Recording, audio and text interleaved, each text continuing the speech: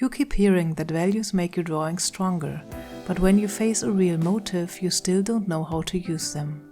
I'll show you one simple exercise to help you understand how to use values and simplify what you see. So take a piece of charcoal and a small sheet of paper and let's begin. Look at this image and start before you think too much. Put the charcoal on the paper and respond to what you see.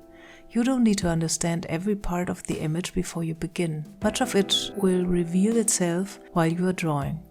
This drawing was made by Georges Seurat. He drew it directly from nature. Even though there are no individual blades of grass, you still recognize a meadow. You may read the lighter area as a lake or a river, even though there are no waves and no color. The leaves are not drawn one by one, but you still see the crown of the tree. This is what values can do. They make forms readable without describing every detail. Look at how the darker and lighter areas come together. The tree appears as a strong shape, but not every part has the same tone. Some areas become denser, while other opens into lighter values. The meadow, water and background emerge through soft tonal shifts rather than clear outlines. Keep looking and translate what you notice onto the paper.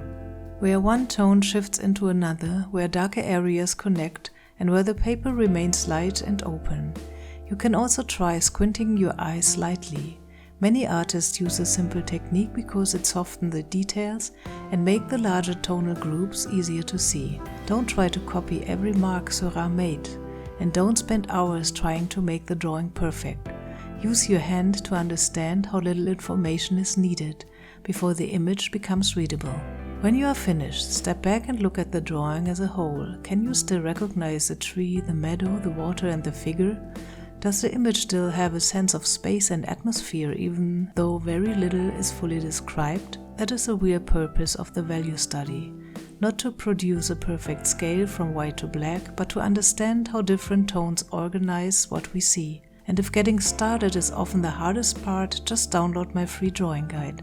You'll find the link in the description. It can help you move past this first hesitation and begin drawing even if you think you can't. Now take it one step further and choose your own motif. Use a different tone as before and build and organize your image. Don't analyze everything beforehand. Start drawing and discover the structure while you work. Ask yourself how little information you need before the motif becomes recognizable. If your drawing begins to move in another direction, follow it. Perhaps one area becomes darker than expected, the atmosphere changes, or one shape becomes more important. The exercise gives you a starting point, but it should never become a cage. Creativity often begins when something unexpected appears, and you allow yourself to respond. When you are finished, look at the drawing as a whole. Can you still recognize your motif without many details? Do the different tones create space, atmosphere, or clear focus? That is how values become then more a technical exercise. They become a way to see and build an image.